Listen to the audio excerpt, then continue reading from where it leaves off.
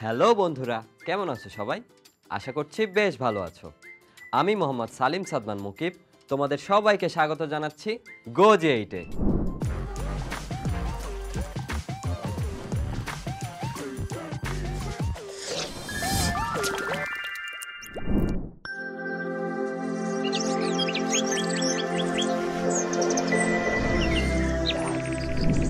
বন্ধুরা, আজকে আমরা পদার্থবিজ্ঞান প্রথম পত্রের দ্বিতীয় অধ্যায় ভেক্টর নিয়ে আলোচনা করব। পদার্থবিজ্ঞানের ভাষা হচ্ছে মূলত গণিত, আর গণিতের গুরুত্বপূর্ণ একটি শাখা হচ্ছে ক্যালকুলাস। এই অধ্যায়ে আমরা ভেক্টর ও ক্যালকুলাস নিয়ে আলোচনা করব। বন্ধুরা, প্রথমে আলোচনা শুরু করছি ভেক্টর রাশি ও স্কেলার রাশি সম্পর্কে। সাধারণত আমাদের চারপাশে যা কিছু পরিমাপ করা যায় তাকেই রাশি বলে। রাশিকে আমরা দুই ভাগে ভাগ করতে পারি, যথা স্কেলার রাশি ও ভেক্টর রাশি। বন্ধুরা, প্রথমে আলোচনা শুরু করছি ভেক্টর রাশি সম্পর্কে।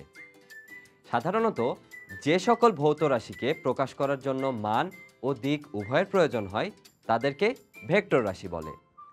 যেমন ধরো ওজন, সরণ, বেগ, ত্বরণ ইত্যাদি। অপরদিকে স্কেলার রাশি হচ্ছে যে সকল ভৌত রাশিকে প্রকাশ করার জন্য শুধু মান প্রয়োজন, দিক নির্দেশের কোনো প্রয়োজন নেই, তাকেই স্কেলার রাশি বলে। যেমন ধরো দৈর্ঘ্য, ভর, সময় ইত্যাদি। বন্ধুরা, এবার আমরা ভেক্টর রাশির কিছু ধর্ম নিয়ে আলোচনা করব। ভেক্টর রাশির ধর্মগুলো হচ্ছে: ভেক্টর রাশি প্রকাশ করার জন্য মান ও দিক উভয়ের প্রয়োজন হয়। শুধু মান, শুধু দিক বা উভয়ের পরিবর্তন হলে ভেক্টর রাশির পরিবর্তন হয়। এরপর ভেক্টর রাশির যোগ, বিয়োগ, গুণ, ভাগ সাধারণ বীজগাণিতিক নিয়মে হয় না, এরা ভেক্টর নিয়মে হয়। এরপর দুটি ভেক্টর রাশির কোনোটির মান শূন্য না হলেও তাদের গুণফল শূন্য হতে পারে। অবশেষে দুটি ভেক্টর রাশির গুণফল স্কেলার রাশিও হতে পারে, এটি তাদের প্রকৃতির উপর নির্ভর করে। বন্ধুরা, এবার আমরা আলোচনা করব ভেক্টর রাশির প্রকাশ নিয়ে।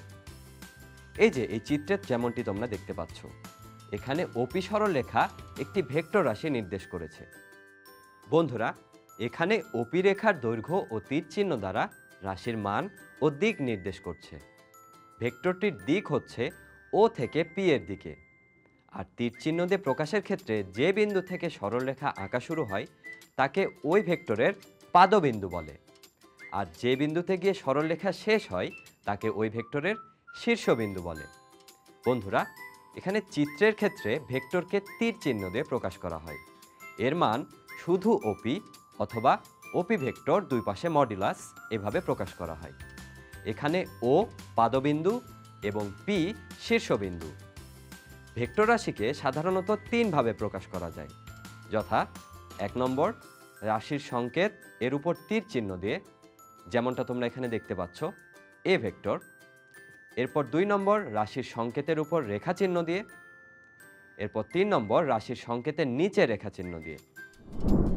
বন্ধুরা, এ পর্যায়ে আমরা কতিপয় ভেক্টর নিয়ে আলোচনা করব। প্রথমে আলোচনা শুরু করছি স্বাধীন ভেক্টর সম্পর্কে। কোনো ভেক্টর রাশির পাদবিন্দু কোথায় অবস্থিত হবে তা যদি ইচ্ছে মতো পছন্দ করা যায় তাহলে তাকে স্বাধীন ভেক্টর বলে। এই চিত্রের দুটি ভেক্টরের মান ও দিক একই, কিন্তু তাদের পাদবিন্দু ভিন্ন জায়গায় অবস্থিত। আর স্বাধীন ভেক্টর কোনো নির্দিষ্ট বিন্দুতে বা নির্দিষ্ট বিন্দু থেকে ক্রিয়া করে না। এবার আমরা জানব সীমাবদ্ধ ভেক্টর সম্পর্কে। যদি কোনো ভেক্টরের পাদবিন্দু একটি নির্দিষ্ট বিন্দু হিসেবে ঠিক করে রাখা হয় তাহলে তাকে সীমাবদ্ধ ভেক্টর বলে।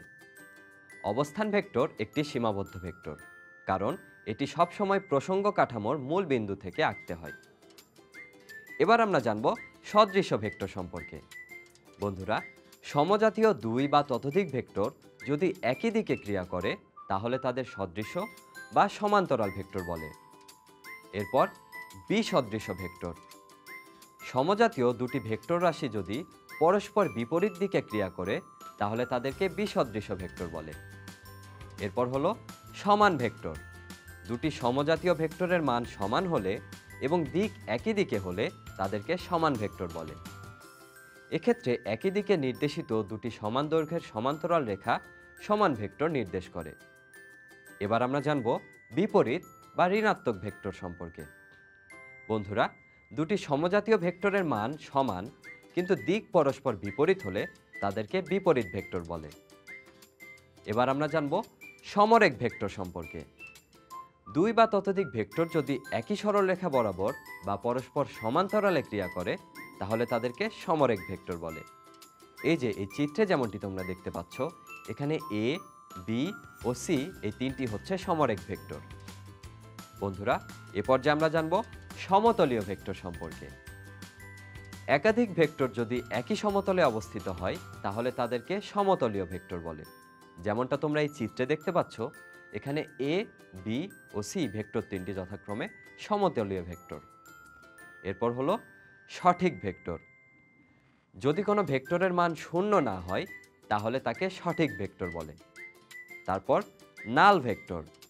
ভেক্টরের মান শূন্য হলে তাকে নাল ভেক্টর বলে। এক্ষেত্রে দুটি সমান ভেক্টর বিয়োগ করে বা একটি ভেক্টরের সাথে তার বিপরীত ভেক্টর যোগ করে নাল ভেক্টর পাওয়া যায়।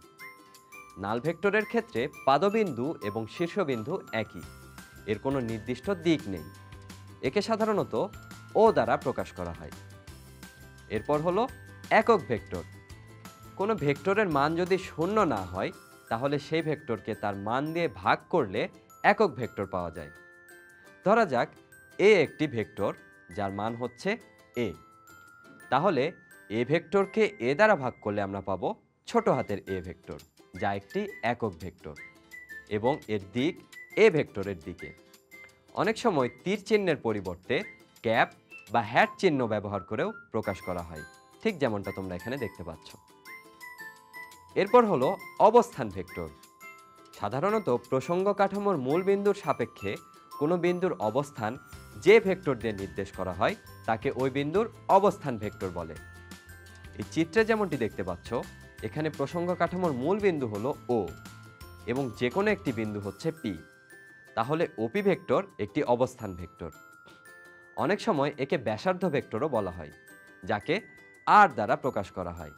সুতরাং ওপি ভেক্টর সমান আর ভেক্টর।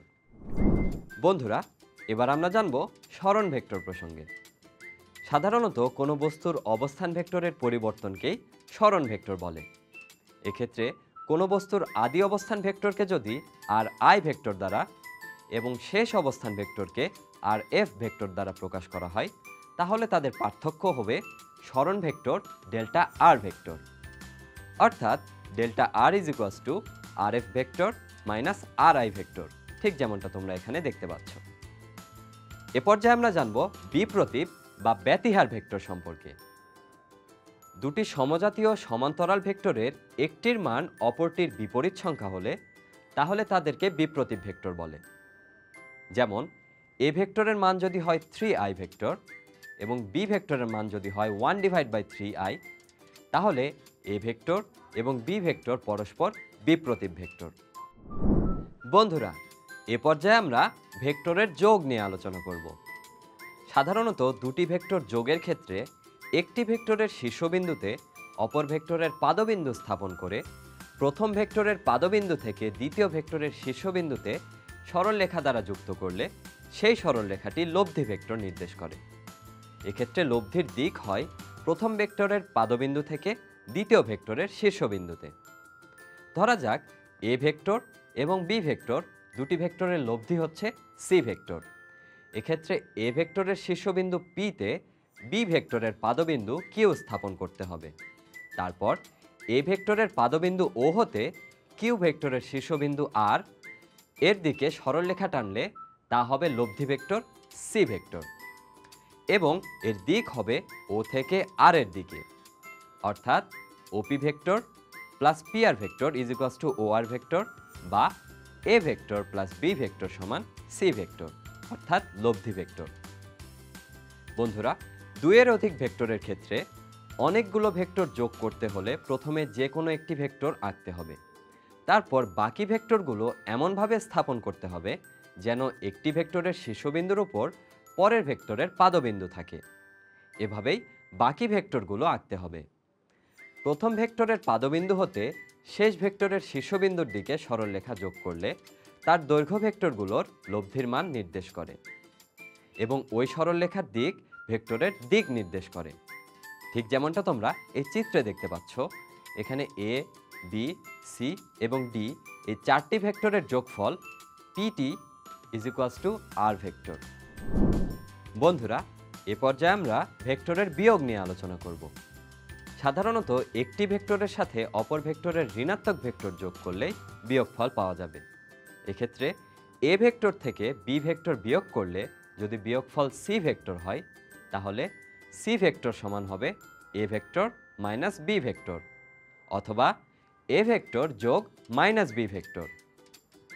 এক্ষেত্রে দুটি ভেক্টরের বিয়োগের ক্ষেত্রে প্রথম ভেক্টরের শীর্ষবিন্দু থেকে যে ভেক্টর বিয়োগ করতে হবে তার ঋণাত্মক ভেক্টর স্থাপন করে প্রথম ভেক্টরের পাদবিন্দু থেকে ঋণাত্মক ভেক্টরের শীর্ষবিন্দু যোগ করলে যে সরলরেখা পাওয়া যায় তার দৈর্ঘ্য ভেক্টর দুটির বিয়োগফলের সমান, এবং এর দিক হয় প্রথম ভেক্টরের বিন্দু থেকে ঋণাত্মক ভেক্টরের শীর্ষবিন্দুর দিকে। বন্ধুরা, ঠিক যেমনটা এই চিত্রে এ ভেক্টর সমান ওপি ভেক্টর এবং বি ভেক্টর সমান কিউআর ভেক্টর, এবং তাদের লব্ধি ভেক্টর সি ভেক্টরের ক্ষেত্রে OP vector plus PT vector সমান ওটি ভেক্টর, বা A vector plus minus B vector সমান সি ভেক্টর, অথবা A vector plus minus B vector সমান সি ভেক্টর। তো বন্ধুরা, আজকের ক্লাস এ পর্যন্তই। আবার দেখা হবে পরবর্তী ক্লাসে। সে পর্যন্ত সবাই সুস্থ থেকো, ভালো থেকো এবং অবশ্যই GoG8 সঙ্গে থেকো।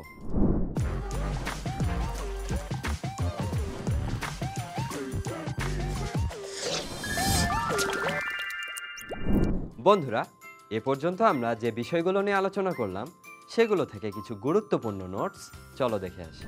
যে সকল ভৌত রাশিকে প্রকাশ করার জন্য শুধু মান প্রয়োজন, দিক নির্দেশের কোনো প্রয়োজন নেই, তাদেরকে স্কেলার রাশি বলে।